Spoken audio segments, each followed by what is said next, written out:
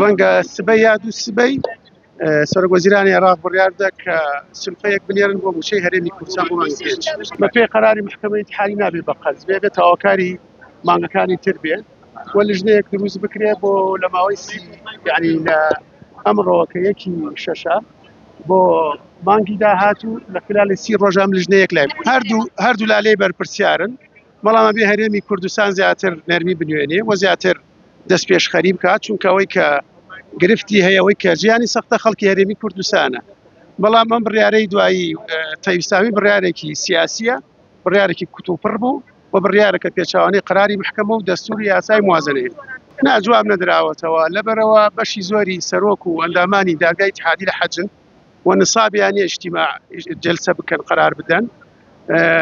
وەکو مەبدەئیەن داواکە ڕەت نەکراوەتەوە شکلیان داواکە وەرگیراوە و قرارە کە دوای جێژن کە دێنەوە سەرۆک و ئەندامانی داگای اتحادی دێنەوە جلسەیەکەکەن قرارێکی وولایی دەرەکەن بۆ ڕاگردنی کتابەکەی تەیبسامی و موچە بەردەوام بێت تا ئەو کاتەی محکەمەی اتحادی کێشەکە خابەلایە